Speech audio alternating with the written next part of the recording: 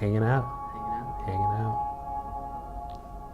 All right. Could you tell me your name and what you do at Good Neighbor? Yes, my name is Javier Ramos, and I am the Program Support Supervisor with all of Good Neighbor's IDD services. I love it. I really love Good Neighbor. It's, and I know this is kind of cliche, but there's this cultural good feeling about Good Neighbor and working here that makes it feel like you're a part of a family.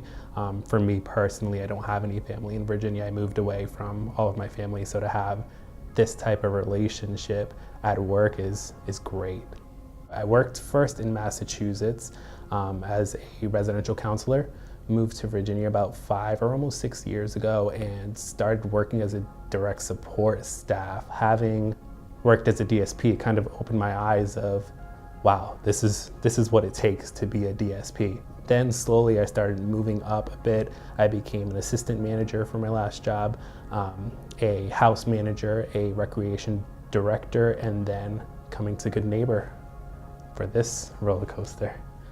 I started as a residential supervisor, and we had an individual who moved in who experienced a ton of crises in the past. He had not left his home in well over 5 years, and with a ton of work and a ton of dedication from myself and my staff, it came to a point where he now goes to day support. He goes out, he goes to carnivals, he's always excited about going out, and that really kind of got a spark going in me. It made me really happy, along with my staff and the administration. They noticed the changes in him and what he's capable of. It's really selfish what we do if you think about it. We make other people happy because it makes us feel happy. It gives us a quality of life to provide that quality of life in somebody else. Yeah.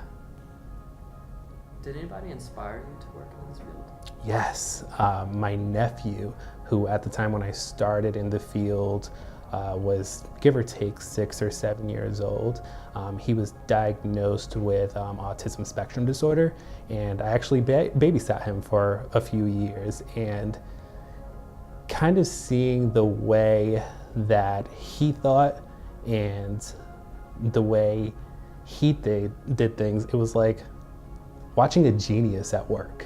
It was very specific on the way he did things. He had so much logic behind everything he did that it kind of inspired me to say, hey, I wonder what's really going on in his brain. I wonder how he actually sees this world and what makes it different from the rest of us. And then also seeing the way his parents raised him, it was kind of a whole different kind of love, a whole different kind of upbringing, and it really kind of sparked that interest in jumping into the field. In the past 2 years with Good Neighbor, I think I've changed a whole lot in terms of my level of patience, my level of understanding, empathy, just kind of the way I look at things or look at a situation. I look at it as a whole now, and then gather the details as opposed to doing the opposite. Good Neighbor has taught me to kind of take things as they come and then work it out as you go through.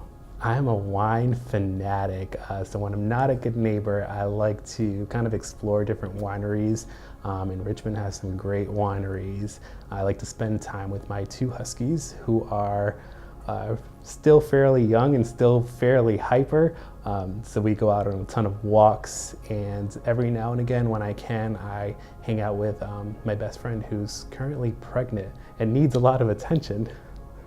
If I was to offer any kind of advice to others or any folks kind of joining the team, it'd be treat others the way you want to be treated. As cliche as it sounds, if the individual who you're caring for, you're writing a plan for, or whose life you're changing, if that was your mother, your grandmother, your cousin, how would you treat them? That's exactly what we should look at this as. It shouldn't be strangers who we're helping on a daily basis. It should be individuals who we look at as family.